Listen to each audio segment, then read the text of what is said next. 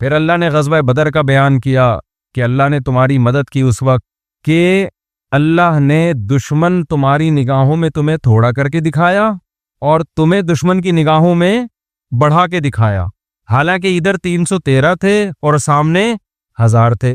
2 ہجری میں ہوئی نا غزوہ بدر۔ غزوہ بدر کا جو واقعہ ہے نا وہ ایسے ہوا کہ رسول اللہ صلی اللہ علیہ وسلم جب مکہ سے ہجرت کر کے مدینہ تشریف لے گئے تو ظاہر ہے قتل کرنے کا ارادہ کیا تھا مکہ والوں نے، تو آپ صلی اللہ علیہ وسلم کو مکہ چھوڑنا پڑا۔ تو مکہ ایک الگ ریاست تھی، مدینہ ایک الگ ریاست۔ دنیا میں آج بھی اصول ہے کہ 2 ریاستوں میں جب تک کوئی ایگریمنٹ نہیں ہوتا آپ کسی کی حدود کو کراس نہیں کر سکتے۔ اگر آپ کریں گے ان کو یہ رائٹ ہوتا ہے وہ گولی بھی مار دیں آپ سے، آپ کا سارا مال اسباب چھین لیں۔ یہ پہلے بھی تھا، آج بھی ہے یہ اصول۔ یورپ میں بارڈر کراس کرتے ہوئے فائرنگ ہوتی ہے نا، کتنے لوگ مر جاتے ہیں، وجہ اس کی ہے کہ آپ نے جب تک پاسپورٹ ویزا نہیں بنوایا آپ کو اس کو نے اجازت ہی نہیں دی ہے۔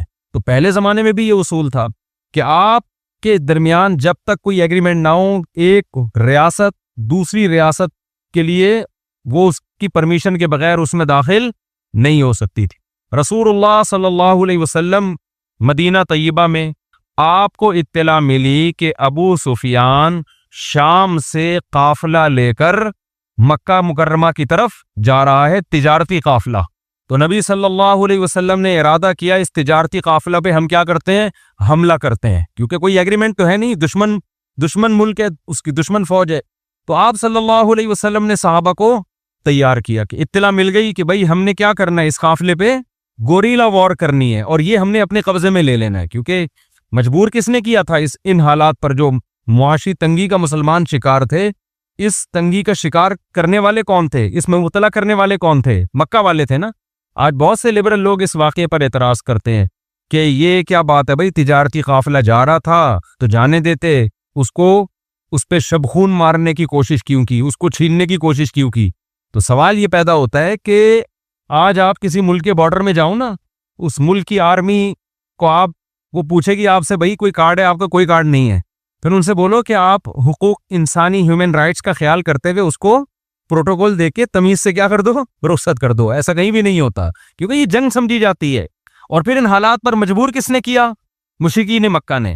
یہاں بھی لبرل لوگ غلطی کرتے ہیں، وہ یہ کہتے ہیں کہ بھائی ان کے لیے ان کا مذہب اور مسلمانوں کے لیے مسلمانوں کا مذہب۔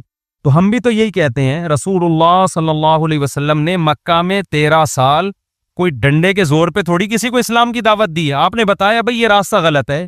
تو لبرلزم کا تقاضا یہ تھا کہ وہ کہتے بھائی جس نے ان کو فالو کرنا ہے ان کو فالو کرے، جس نے ہمارے بتوں کو فالو کرنا ہے وہ ہمارے بتوں کو فالو کرے۔ لیکن انہوں نے ایسا نہیں، انہوں نے قتل کی دھمکیاں دیں۔ حضرت ابو طالب جو اگرچہ غیر مسلم تھے لیکن آپ صلی اللہ علیہ وسلم کا ایک چچا ہونے کی وجہ سے دفاع کرتے رہے، تو حضرت ابو طالب کا خیال کرتے ہوئے انہوں نے نبی کو قتل نہیں کیا۔ بالآخر ایک وقت آیا کہ انہوں نے یعنی مشرکین مکہ نے کہا کہ اب کسی بھی صورت میں ہم آپ کو قتل کریں گے۔ تو یہ ظلم کس کی طرف سے تھا، مشرکین مکہ کی طرف سے تھا۔ پھر صحابہ پہ ظلم ہوا، ان سب کو ہجرت کرنی پڑی۔ یہ بالکل ایسا ہی ہے جیسے فرعون نے موسیٰ علیہ السلام سے کہا تھا کہ آپ مجھے دین کی دعوت دے رہے ہو، میں نے آپ کو اپنے گھر میں پال پوس کے بڑا کیا ہے، میرے آپ پر احسانات ہیں۔ تو موسیٰ علیہ السلام نے جواب میں کیا فرمایا کہ یہ بھی تو ایک نعمت ہے کہ تو نے بنی اسرائیل کو غلام بنایا ہوا ہے۔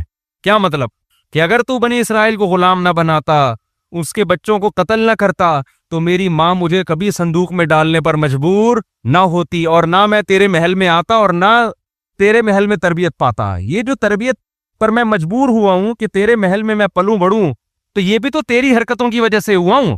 اس کی مثال ایسے جیسے آپ کسی کو گرفتار کر کے جیل میں ڈال دیں اور روٹی کھلا رہے ہیں صبح شام، اور 1 سال کے بعد آپ کو بولیں کہ میں نے تجھ پر کتنا احسان کیا کہ میں نے تجھے صبح شام 2 پراٹھے کھلائے ملائی کے ساتھ۔ تو اگلا کہے گا یہ مجبور جو میں تیرے ٹکڑوں پہ مجبور ہوا نا، یہ مجبور کس نے کیا ہے، تو نے کیا، ورنہ میرے دونوں ہاتھ دونوں پاؤں سلامت تھے، میں اپنے خرچے پہ کھا سکتا تھا۔ تو یہ تیرا احسان نہیں ہے، تیرا ظلم ہے جو تو نے مجھے جیل میں ڈال دیا۔ اب وہاں پراٹھے کھلا کے کیا کہہ رہے کہ میں تجھے کیا کھلا رہا ہوں، پراٹھے بھی کھلا رہا ہوں اور پراٹھے کے ساتھ ملائی بھی کھلا رہا ہوں۔ تو بعض لوگ کیا کرتے ہیں، ظلم کر کے آپ کو مجبور کر دیتے ہیں اور پھر کچھ احسان کر رہے ہوتے ہیں۔ جیسے بڑا بھائی، سارے بڑے بھائی ایسے نہیں ہوتے چھوٹے یتیم بھائی یا یتیم بہن کی وراثت پہ قبضہ کر کے ان کو عید بقرعید پہ کپڑے بنا کے دے رہے ہوتے ہیں، اور پھر کہہ رہے ہوتے ہیں دیکھو ہم کتنے اچھے ہیں، ہم تمہارے اسکول کی فیسیں بھی دیتے ہیں، اور کوئی مسئلہ ہو تو ہمیں بتانا ہے، ٹھیک ہے؟ تو بھائی تو جو ان پہ خرچ کر رہا ہے یہ اپنے باپ کے پیسوں سے تھوڑی کر رہا ہے، ان کے پیسوں سے کر رہا ہے.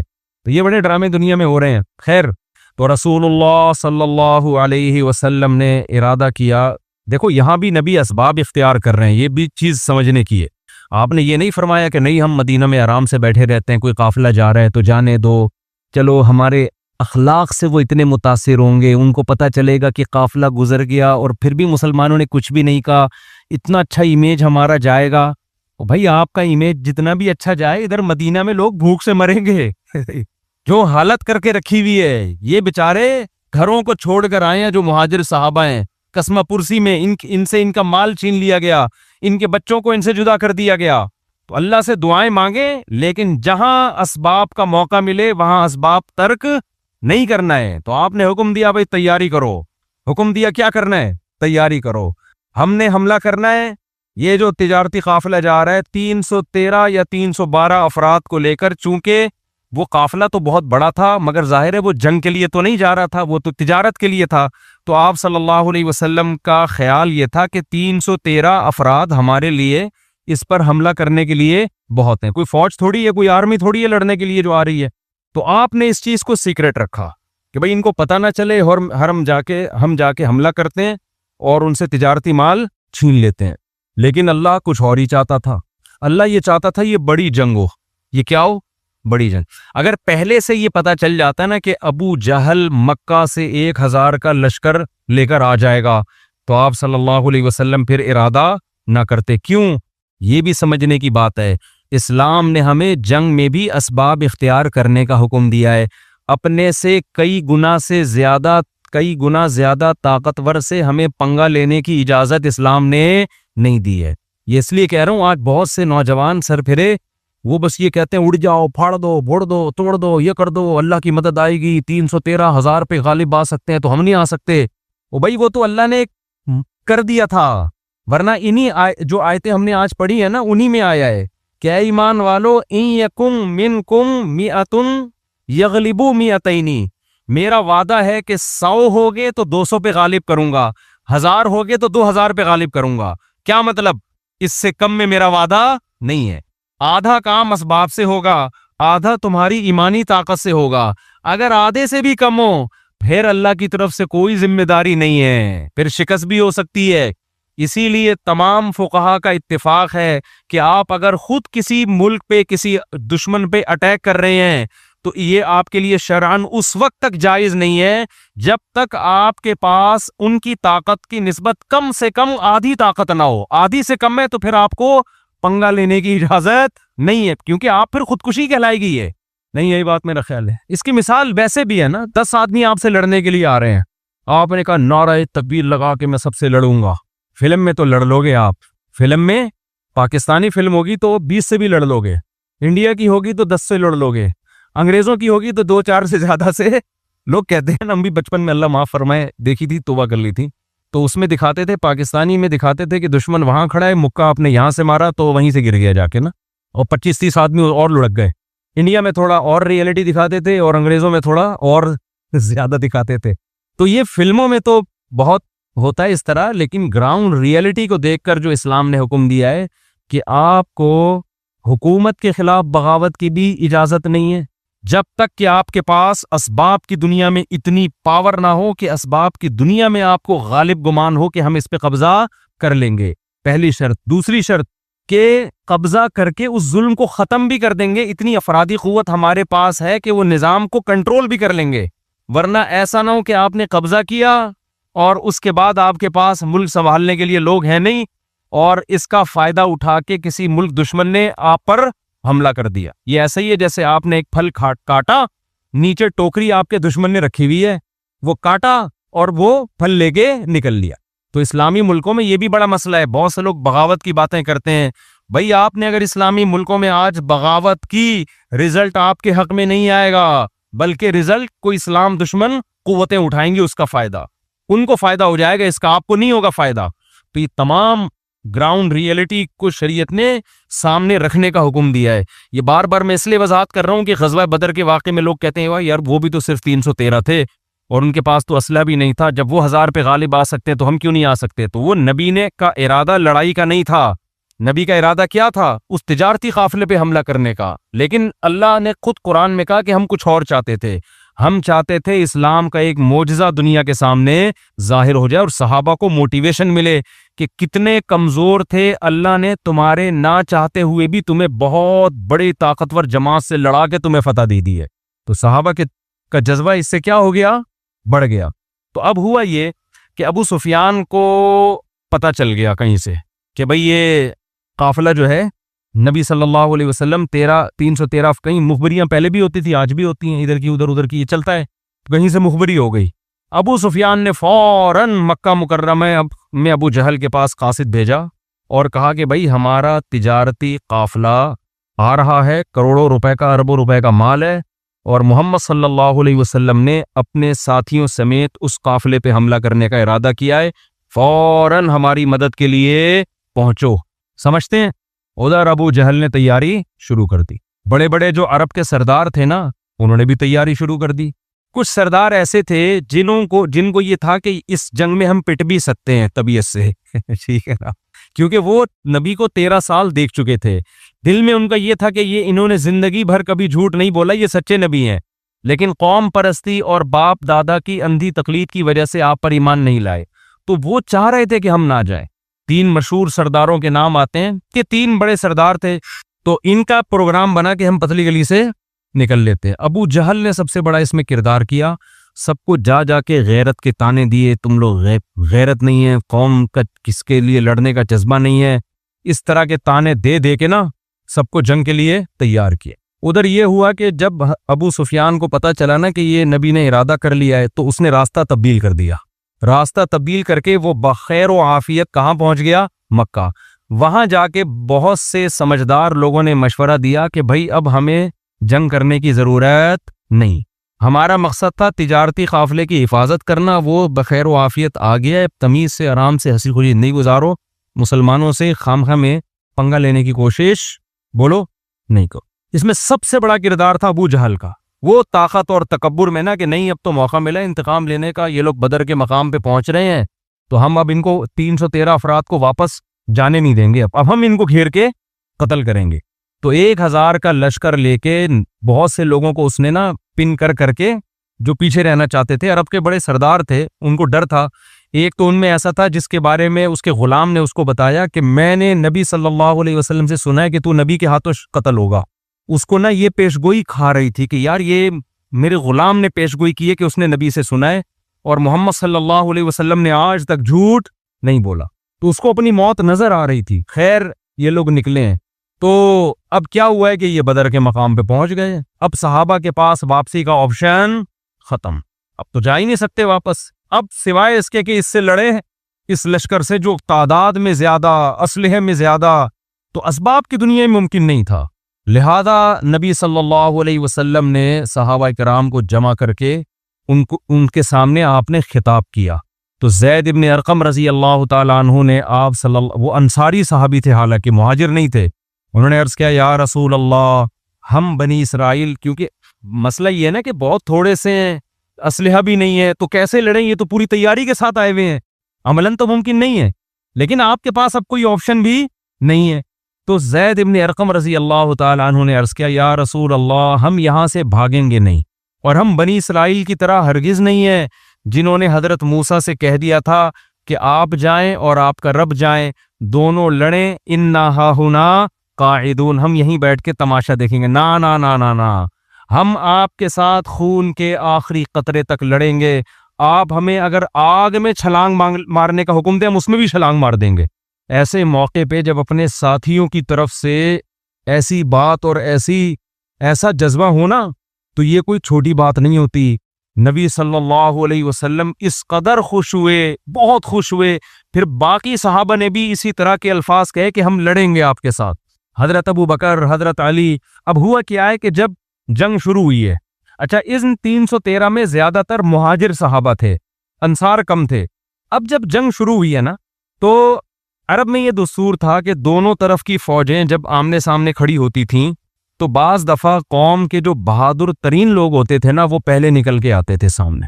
وہ کہتے تھے حل من مبارز، پہلے ہم سے لڑو. یہ بڑا نعرہ ہوتا تھا، اس لیے کہ مطلب یہ ہے کہ جب تک ہمارے مقابلے میں کوئی آ کے ہم سے لڑے، ہم قتل نہ ہو جائیں یا وہ قتل ہو جائے. ڈان کا سنا ہے نا، یہ ڈان وان جو ہوتے ہیں. ہمارے ایک دوست سے میں نے پوچھا یہ ڈان کیا ہوتا ہے، کہتے ہیں یہ ڈان آج کل جو ڈان ہوتا ہے نا، ڈان کہتے ہیں کہ جی جس کی بڑی کسی بندے سے لڑائی ہوئی ہو، دونوں میں سے جب تک ایک قتل نہ ہو جائے تو جنگ ختم نہ ہو. واللہ عالم حقیقت ہے یا نہیں ہے مجھے نہیں پتا، ہم نے جو ڈان بریڈ دیکھی ہے وہ جو آج کل مارکیٹ میں. تو اب یہ فلموں میں ہوتا ہے، یہ حقیقت میں ہمیں نہیں پتا، لیکن عرب میں جنگوں میں ایسا ہوتا تھا کہ ادھر کا ڈان نکل کے آتا تھا، صحیح ہے نا. وہ کہتا تھا کہ پہلے ہم سے لڑو، جنگ بعد میں شروع ہوگی. ادھر سے کوئی بہادر آئے گا، دونوں لڑیں گے، جب تک دونوں میں سے ایک قتل نہیں ہو جائے گا لڑائی شروع نہیں ہوگی. یہ بہت بڑے فنٹر کا کام ہو سکتا تھا، یہ معمولی آدمی کا کام نہیں. تو اب یہ جو تین سردار تھے نا، ولید ابن عتبہ، عتبہ ابن شیبہ اور ایک تیسرا، ان تینوں کو شرمندگی تھی کہ ہم اس جنگ میں آنے سے پیچھے ہٹ رہے تھے، اور بدر میں آنے کے بعد بھی انہوں نے مشورے دیے تھے کہ نکل لو پتلی گلی سے آرام سے، اسی میں عافیت ہے، لشکر ہمارا خیر و عافیت کے ساتھ بچ گیا ہے، تو اب واپس. ابو جہل ان کو مسلسل تانے دیتا رہا، تم عورتوں کی طرح چوڑیاں پہن کے بیٹھ جاؤ، تم یہ کرو، جیسے ہوتا ہے نا. ان کو یہ شرمندگی تھی کہ یار ہم نے جانے کی باتیں اتنی کر لی ہیں، اب جب جنگ ہونی ہی ہے تو اپنی خفت مٹانے کے لیے، کیونکہ واپس جانا تو قوم کے پاس ہی ہے نا. پھر عرب میں عورتیں بڑے بزدلی کے تانے دیا کرتی تھی کہ یہ ایسے ہیں، یہ جنگ میں ایسی باتیں کر رہے تھے. اچھا یہ لوگ اپنے ساتھ باندیاں بھی لائے تھے ناچنے کے لیے، عورتیں بھی لائے تھے. وہ دھمال شمال نہیں ہوتے تو پورے دھمال ومال، موسیقی، میوزک، یہ سب کچھ، کیونکہ ان کو تو تھا کہ ہم 1000 ہیں، ہم دے تو فتح ہی ہوگی ہماری. اب کیا ہوا ہے کہ یہ تینوں نکل کے آ گئے سامنے، اور انہوں نے نعرہ لگایا اپنی شرمندگی بچانے کے لیے نا، شرمندگی سے بچنے کے لیے انہوں نے، تاکہ ہمیں یہ تلافی ہو جائے اور لوگ ہمیں بزدل نہ سمجھیں، تو میدان میں نکل کے ان تینوں نے کہا حل من مبارز، کوئی ہے ہمارے مقابلے میں پہلے مقابلہ کرنے والا. ادھر سے 3 انصاری صحابی نکل کے آئے سامنے، 3 انصاری صحابی. اب آپ ان کی بہادری دیکھو، تھے عرب نا، اور تھے قریشی ہاشمی نبی کی قوم کے. انہوں نے کہا نا نا نا نا نا، اب جب لڑائی ہوگی تو ہمیں ہمارے جیسے لوگ چاہیے، سمجھ رہے نا، ان سے لڑنے میں مزہ نہیں آئے گا. اس سے پتہ چلتا ہے کہ اللہ نے اپنے نبی کو جو لوگ دیے نا، وہ قوم بڑی غیرت والی تھی، بہادر تھی. نبی صلی اللہ علیہ وسلم نے ان کی غیرت کا رخ چینج کر دیا ہے. اگر یہی بنی اسرائیل ہوتے، یہودی ہوتے نا، تینوں کبھی سامنے نکل کے نہ آتے، اور نکل کے آتے تو ان کی تمنا ہوتی کوئی پدے پدے سے ہمارے سامنے آ جائیں جن کو شکست دے کے ہم کیا کر لیں، اپنا نام روشن کر لیں. تو عرب کی دشمنی بھی، اچھا مدینہ میں کیا تھے؟ منافق، یہودی، وہ سارے یہودی تھے. مشرکین مکہ میں کوئی منافق نہیں تھا، ہمارے نبی کی قوم میں کوئی منافق نہیں تھا. وہ اگر اندر سے کافر ہے تو باہر سے بھی کافر، اندر سے مومن ہے تو باہر سے بھی مومن. یہود میں کیا گڑبڑ ہو رہی تھی؟ باہر سے کچھ اور، لا الہ ہؤلاء ولا الہ ہؤلاء. قرآن کہہ رہے ہیں مفاد وہاں نظر آئے تو ادھر لڑک گئے، ادھر نظر آئے تو ادھر لڑک گئے. اس کو کہتے ہیں 2 نمبر آدمی. تو یہ تینوں نکل کے آئے، انہوں نے کہا کہ بھئی 3 بندے آ جائیں وہاں سے. تو وہ جب آئے تو انہوں نے کہا نا نا نا نا، یہ ہمارے اکفا نہیں ہے، ہمارے کفو نہیں ہے. تو پھر رسول اللہ صلی اللہ علیہ وسلم نے حضرت ابو عبیدہ، یہ بھی قریشی ہاشمی، حضرت جعفر طیار رضی اللہ تعالی عنہ، یہ بھی قریشی ہاشمی، اور آپ نے حضرت علی رضی اللہ تعالی عنہ، حضرت علی بھی نبی کے چچا زاد، اور حضرت جعفر طیار بھی نبی کے چچا زاد، اور حضرت ابو عبیدہ بھی نبی کے رشتہ دار، چچا زاد تو نہیں لیکن اسی قوم کے. تو ان تینوں نے دیکھ کر کہا کہ نام اکفاؤنا، ہاں ہاں یہ ہمارے کیا ہیں، ہمارے جوڑ کے ہیں، ان سے لڑائی میں مزہ آئے گا. تو جب لڑائی شروع ہوئی ہے تو حضرت علی اور حضرت حمزہ نے ان 2 کا انا للہ کر دیا، ان 2 کو قتل کر دی. انا للہ تو نہیں کہنا چاہیے کافروں کے لیے، ان 2 کو جان سے مار دیا. لڑائی ہوئی، وہ یہ دونوں غالب آ گئے. لیکن حضرت ابو عبیدہ بن جراح رضی اللہ تعالیٰ عنہ کا جس سے مقابلہ ہوا، تو اس نے حضرت ابو عبیدہ بن جراح کے ٹانگ پہ اتنی زور سے تلوار ماری کہ وہ ٹانگ آپ کی شہید ہو گئی، کٹ گئی، اور آپ کو میدان جنگ سے لایا گیا. لیکن پھر ان دونوں صحابی نے حملہ کر کے اس کو بھی قتل کر دیا. تو بعد میں حضرت ابو عبیدہ رضی اللہ عنہ زخم کی تاب نہ لا سکے اور آپ کی شہادت ہو گئی. تو ادھر سے ایک، ادھر سے تینوں. اس کے بعد ایک لڑائی شروع ہوئی ہے. تو لڑائی میں اتنی زبردست پھر قرآن نے تسلیاں دیں، انہی آیتوں میں اللہ نے بیان کیا، اذ یریکہم اللہ فی منامک قلیلا، اللہ نے صحابہ کا روب ان کے دلوں پہ بٹھا دیا اور ان کو جماعت کم کر کے دکھائی کہ یہ تھوڑے لوگ ہیں، اور ان کو یہ دکھایا کہ یہ بہت زیادہ لوگ ہیں۔ پھر اللہ نے آسمان سے فرشتے نازل کیے مدد کے لیے، تو بڑی زبردست جنگ شروع ہوئی۔ تو ایک مشہور صحابی ہیں، ان کا نام ذہن سے نکل گیا، اس جنگ میں ان کا بھی بڑا کردار ہے۔ دو صحابی تھے، حضرت معوذ اور معاذ، یہ دونوں بچے تھے۔ اچھا، اس جنگ میں کچھ بچے صحابہ کو واپس بھی کیا ہے، کچھ صحابہ ایسے تھے جو نوعمر تھے، آپ صلی اللہ علیہ وسلم نے ان کو جنگ سے واپس کیا۔ حضرت معوذ اور معاذ چھپتے پھر رہے تھے کہ نبی کی ہم پہ نظر نہ پڑ جائے، کیونکہ ہم پہ اگر نظر پڑی تو ہمیں بھی کیا کر دیا جائے گا، باہر، تو یہ چھپتے پھر رہے تھے۔ تو ایک مشہور صحابی اس وقت نام ذہن سے نکل گیا، وہ کہتے ہیں کہ میں نے اپنے دائیں بائیں غزوہ بدر میں دیکھا کہ معوذ اور معاذ جیسے بچے کھڑے ہوئے ہیں، تو میرے دل میں خوف پیدا ہوا کہ میرے ساتھ کوئی بہادر اور بڑے میچور لوگ ہوتے۔ جنگ میں ایسا ہوتا ہے نا، جب آپ لڑ رہے ہیں تو آپ چاہتے ہیں یار میرے ساتھ کون ہو، کوئی سپورٹر اچھا ہو نا۔ کہتے میں نے دیکھا کہ یہ دونوں کیا ہے، بچے، تو میرے دل میں خوف پیدا ہوا۔ کہہ رہے لیکن ان بچوں کا جذبہ یہ تھا کہ ان دونوں نے مجھ سے پوچھا کہ ابو جہل کدھر ہے، صحیح ہے نا؟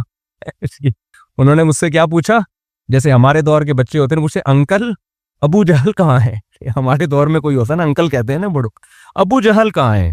کہتے میں نے کہا بھائی یہ تو بڑے بہادر بچے ہیں، معوذ، اور آپ نے نظموں میں نام سنا ہوگا نا حضرت معوذ اور معاذ کا، تو انہوں نے کہا ہم ابو جہل کہاں ہیں، ہم نے سنا ہے وہ اسلام کا سب سے بڑا دشمن ہے۔ تو پھر یہ لوگوں سے پوچھتے پوچھتے ابو جہل کے پاس پہنچے، لڑائی ہوئی اور بالآخر ابو جہل کو انہوں نے گرا دیا لڑائی۔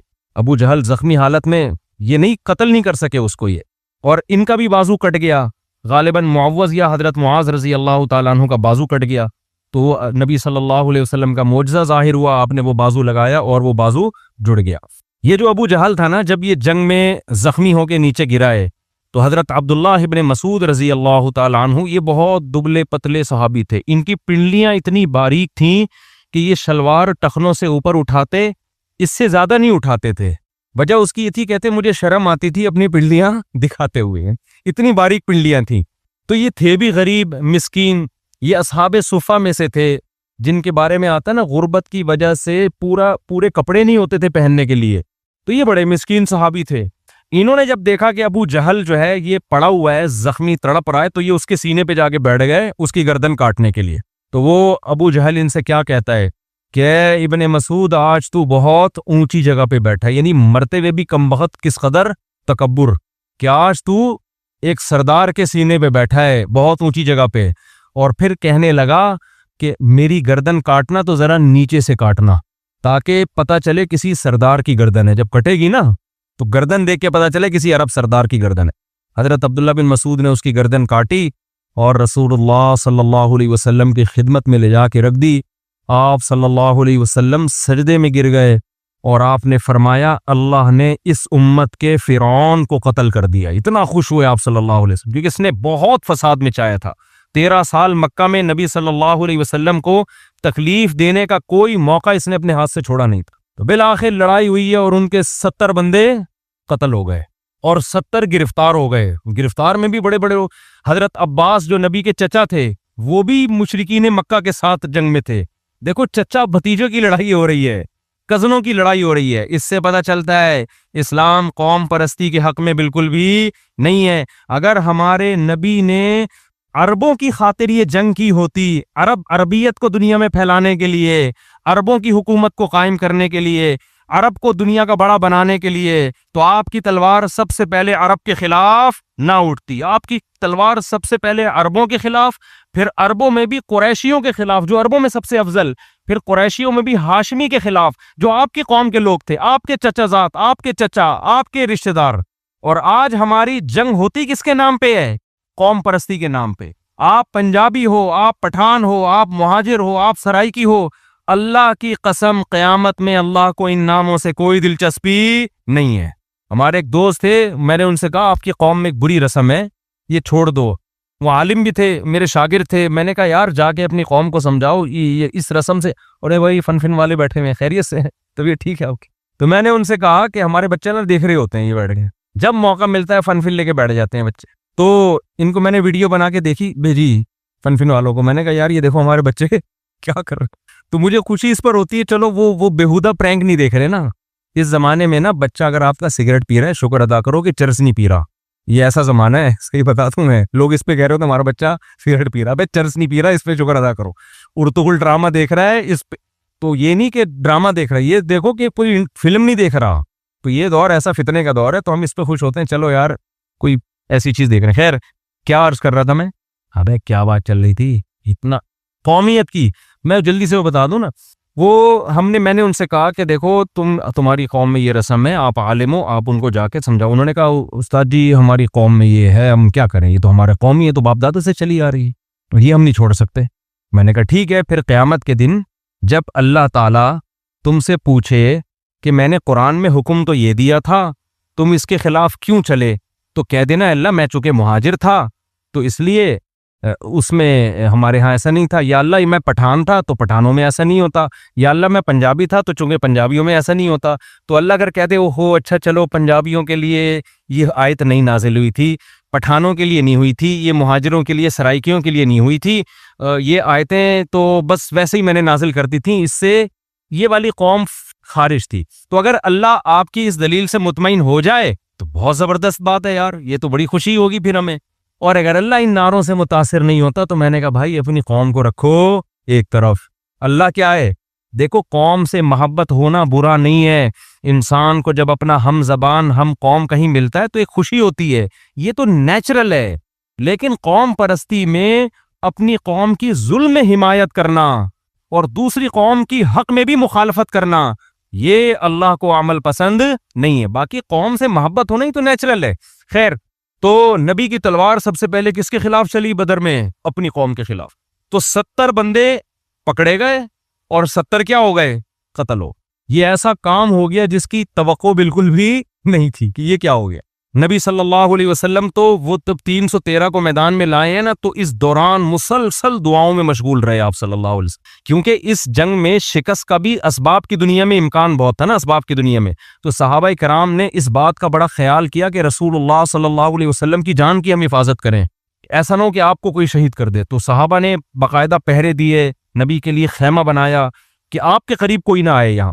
تو آپ صلی اللہ علیہ وسلم نے بخاری کی حدیث کے مطابق آپ نے دعا کیا مانگی اس دوران, اے اللہ یہ تھوڑے سے لوگ ہیں, اگر یہ قتل ہو گئے شہید ہو گئے لم تعبد, پھر قیامت تک زمین پر تیری عبادت نہیں ہوگی, کیونکہ میں آخری نبی ہوں اور یہ آخری جماعت ہے اور یہ پوری کریم ہے جو میں لے کر آ گیا ہوں. حالانکہ اللہ نے مدد اور نصرت کے وعدے کیے تھے, لیکن پھر بھی رسول اللہ صلی اللہ علیہ وسلم نے اللہ کے سامنے عاجزی اور انکساری کی. علماء کہتے ہیں اللہ نے جتنے بھی وعدے کیے ہوں ہمیں اللہ کے سامنے فقیر ہی بننے کا حکم ہے. تو نبی نے روتے رہے سردے میں, اے اللہ اگر یہ جماعت شہید ہو گئی تو پھر قیامت تک تیری زمین پر عبادت نہیں ہو. تو 70 مارے گئے. جب وہ 70 مارے گئے ان کی لاشوں کو کنویں میں ڈالا گیا تو پھر آپ صلی اللہ علیہ وسلم نے ان لاشوں سے خطاب کیا, سب کا نام لیا ایک ایک سردار کا, اور کہا کہ بتاؤ جس چیز کا اللہ نے تم سے وعدہ کیا تھا کیا تم نے وہ اپنی آنکھوں سے دیکھ لیا, کیا اس کو برحق پایا. حضرت عمر کھڑے تھے, عرض کیا یا رسول اللہ کیا یہ سن رہے ہیں, تو مردے ہیں, آپ ان سے خطاب کر رہے ہیں کہ بتاؤ اللہ نے تم سے جس جہنم کا وعدہ کیا تھا وہ تم نے پا لیا ہے, دیکھ لیا, کہا تھا نا اللہ نے تمہیں شکست ہوگی, تم مغلوب ہوگے. اب آگے سے تو کوئی جواب نہیں آ رہا. تو حضرت عمر نے عرض کیا یا رسول اللہ کیا یہ سن رہے ہیں, تو نبی نے فرمایا یہ تم سے زیادہ سن رہے ہیں, آج کے دن یہ تم سے زیادہ سن رہے ہیں. اب اس حدیث کی بیس پر بعض علماء کی رائے یہ ہے کہ مردے کیا کرتے ہیں, بولو سنتے ہیں. جب آپ ان سے خطاب کرتے ہیں نا تو وہ سن رہے ہوتے ہیں. حضرت عائشہ رضی اللہ تعالی عنہا کو جب پتہ چلا کہ حضرت عمر اس حدیث کا مطلب یہ لیتے ہیں کہ مردے کیا کرتے ہیں, سنتے, تو حضرت عائشہ نے فرمایا اللہ عمر پہ رحم کرے, وہ نبی کی بات کا مطلب نہیں سمجھے. حضرت عائشہ نے اس حدیث کا مفہوم یہ بیان کیا کہ سننے کا مطلب میری بات سنے نہ سنے, یعنی جو سننے کا مقصد تھا وہ آج ان کو زیادہ حاصل ہو رہا ہے, یعنی ہماری تو نہیں سن رہے لیکن جو ہم کہنا چاہتے ہیں نا یہ اپنی آنکھوں سے دیکھ رہے ہیں. اب یہ اسی وجہ سے علماء کا اختلاف ہے کہ مردے سنتے ہیں کہ نہیں سنتے. بعض کہتے ہیں یہ حدیث کا یہ حدیث اپنے ظاہر پر نہیں ہے, ان کی بھی دلیل ہے, وہ کہتے ہیں قرآن میں آتا انک لا تسمع الموتى, اے نبی آپ مردوں کو نہیں سنا سکتے, ولا تسمع الصم الدعاء, اور جو بہرے ہیں ان کو سنا نہیں سکتے, اندھوں کو راستہ دکھا نہیں سکتے. تو خیر اب یہ اختلافی مسئلہ ہے, पंजाब में दबा के इस पे गज़वा बदर और गज़वा उहद कायम होता रहता है हर थोड़े दिनों में ना, मेरी राय की नहीं सुनते, किसी की बाज़ लोगों की राय को सुनते हैं, तो हमें क्या करना है? आजकल जिंदा नहीं सुन रहे ना आजकल, तो इख्तलाफी मसला मेरी राय के नहीं सुनते। मेरी राय कि कुरान की जो आयत है ना, फ़इन्नक ला तुस्मिउल मौता, है नबी आप इनको मुर्दों को नहीं सुना सकते। खैर इसकी फिर लोगों ने तावीलात की, उलमा ने बाज़, तो जहाँ सुनना साबित है वहाँ तो हम सुनने के कायल हैं। अलल इतलाक कहना कि मुर्दे सुनते हैं, हमारी राय के नहीं सुनते, लेकिन किसी की राय है सुनते हैं, तो इसको शिर्क नहीं कहेंगे। इसलिए कि जो ये कहते हैं ना सुनते हैं, तो वो कहते हैं अल्लाह अपनी कुदरत से सुना देते हैं उनको, वो मुर्दे को ये ताकत नहीं देते, वो कहते हैं अल्लाह सुना देता है। वल्लाहु आलम, इन फड्डों में ना पड़े तो बेहतर है आपके लिए, सीधा सीधा तमीज़ से ज़िंदगी गुजारें। पंजाब में ये बड़ी कातिलाना लड़ाइयाँ और हर वक्त मिंबर पे यही, वो हयातुन नबी तो ममातुन नबी, तो सुनते हैं तो नहीं सुनते, ये ऐसे पढ़े हैं कि अल-अमान वल हफीज़। अच्छा खैर, 70 आदमी हो गए गिरफ्तार। अब उन 70 को करना क्या है, ये मशवरा हुआ, ठीक है ना। हजरत उमर रज़ी अल्लाह तआला अन्हु ने हस्बे मामूल मशवरा ये दिया, उनमें गैरत दीनी हमीयत बहुत थी। उन्होंने अर्ज़ किया, या रसूल अल्लाह, जो जिसका रिश्तेदार है उसके हवाले किया जाए और वो उसकी गर्दन अपने हाथों से उड़ाए, ताकि ये कौम परस्ती का क्या हो, बिल्कुल खाक। अल्लाह खुश होगा, देखो मेरी खातिर अपने रिश्तों को नहीं छोड़ा, तो 70 को कत्ल किया जाए, एक को भी नहीं छोड़ा जाए। नबी सल्लल्लाहु अलैहि वसल्लम की राय ऐसे मौक़ों पे हमेशा नरम रही है। हज़रत अबू बकर की राय भी हमेशा ऐसे मौक़ों पे नरम रही है। हज़रत अबू बकर ज़रा नरम दिल थे, और हमारे नबी की तबीयत पे तो था ही जमाल गालिब। तो आपका मशवरा ये था कि ये हमारे अपने लोग हैं, आज ही हमारे दुश्मन हैं, कल ये हमारे दोस्त भी बन सकते हैं, तो क्यों ना हम इनको फिदिया लेके छोड़ दें। फिदिया से फ़ायदा ये होगा, हमारे मुआशी हालात अच्छे होंगे। दूसरा, इनमें जिनको पढ़ना आता है उनसे हम पढ़ना सीख लें, तो मदीना में हमारे बच्चे क्या हो जाएंगे, लिखना पढ़ना जान जाएंगे। इनसे फ़ायदा उठाया जाए, इनको छोड़ दिया जाए, क्योंकि यही लोग कल हमारे दस्तो बाजू भी बन सकते हैं, क्योंकि नबी जानते थे ना उनकी सलाहियतें, यही हमारे कल मददगार बनेंगे। तो मशवरे पर अमल हुआ और आप सल्लल्लाहु अलैहि वसल्लम ने उन सबको फिदिया लेके छोड़ दिया। लेकिन कुरान में अल्लाह ने इस पर तंबीह फरमाई, और अल्लाह ने फरमाया कि अल्लाह को आपका फिदिया लेके उनको छोड़ने का अमल पसंद नहीं आया। तब तगू तुरीदून आरदत दुनिया, तुम दुनिया के पैसे चाहते हो। क्या मतलब, ये वो लोग थे जिन्होंने इस कदर इस्लाम को नुकसान पहुंचाया। तो ऐसे मौके पे अल्लाह ने हिमायत किसकी की, हजरत उमर की। हजरत उमर जब हजरत अबू बकर और नबी के पास गए तो देखा वो बैठे रो रहे हैं। अर्ज़ किया, या रसूलल्लाह आप क्यों रो रहे हैं? फरमाया, अल्लाह का अजाब करीब था कि हम पे नाजिल हो जाता, लेकिन फिर अल्लाह ने अपना रहम करके उस अजाब को हमसे साकित कर दिया। तो कुछ काम हजरत उमर ने ऐसे किए हैं कि जब हजरत उमर ने वो मशवरा दिया और वो मशवरा आसमान से आयतें बन के नाजिल हुआ। हजरत उमर ने मशवरा दिया कि आप पर्दे का हुक्म दें मुसलमान औरतों को। थोड़े दिनों में आयतें नाजिल हो गई कि ए नबी, आप अपनी ज़ौजात और अपनी बेटियां और मुसलमान औरतों को हुक्म दें कि घर से पर्दे के बगैर ना निकला करे। बहुत सारी आयतें ऐसी हैं जो हजरत उमर की मुवाफकत में नाजिल हुई हैं। जब अम्मी आयशा पे तोहमत लगी ना, तो बाज सीधे साधे सहाबा मुनाफिकीन की बातों में आ गए कि अच्छा भाई इसकी तहकीक होनी चाहिए, अच्छा भाई गवाह लेकर आओ। हजरत उमर को जब पता चला ना कि अम्मी आयशा पे तोहमत लगी है, हजरत उमर फरमाया, सुबहानका हादा बुहतानुन अज़ीम, कहा अल्लाह तो हर ऐब से पाक है, पैगंबर की ज़ौजा कैसे कैसे कर सकती हैं, ये बहुत बड़ा बहतान है। उन्होंने कहा ये सुनने की बात ही नहीं है, ये जिसने बोला है झूठ बोला है। कुरान ने जब आयतें नाजिल की ना हजरत आयशा की बराअत में और हजरत आयशा की पाकदामनी में, तो बिल्कुल कुरान के अल्फाज यही थे। सहाबा को अल्लाह ने तंबीह की, लौला समिअतमूहु कुल्तुम मा यकूनु लना अन नतकल्लम बिहाज़ा, तुमने ये क्यों नहीं कहा कि हम इस पे बात भी नहीं करेंगे। सुबहानका हाज़ा बुहतानुन अज़ीम, ये तो बहुत बड़ा बहतान है। तो ये आयत भी किसकी मुवाफकत में थी, हजरत उमर। तभी तो हजरत उमर की जो गैरत शजात ऐसी थी कि नबी ने फरमाया कि उमर जहां से गुजरते हैं शैतान वहां से रास्ता बदल ले। उल्टा शैतान डर रहा है शैतान डर रहा है उनसे। तो गैरत और हमीयत बहुत ज्यादा थी। खैर, लेकिन बहरहाल इसका फायदा हुआ मुस्तकबिल में। हजरत अब्बास भी ईमान लेकर आए और इनमें से बहुत सारे लोग ईमान लेकर आए जो मुसलमानों के लिए फिर उनकी ताकत और कुव्वत का जरिया बने। तो लेकिन हुआ क्या कि ये जो 70 छोड़ दिए गए, ये गए हैं, इनमें बहुत से दोबारा तैयारी करके और नए लोगों को लाकर गज़वा उहुद में इन्होंने हमला किया और मुसलमानों के 70 अफराद शहीद कर दी। تو گویا اللہ تعالیٰ نے بتا دیا کہ یہ جو تم نے 70 چھوڑے تھے ان کے بدلے میں ہم نے تم سے 70 لے لی. تو یہ غزوہ بدر تھی. اس میں اللہ تعالیٰ نے اور اس میں بہت لمبی اور بھی بہت کچھ ہے, وقت پھر پورا ہو جاتا ہے. میں پھر چاہتا ہوں کہ چیدہ آیتیں یہ ساری آپ کے سامنے آ جائیں.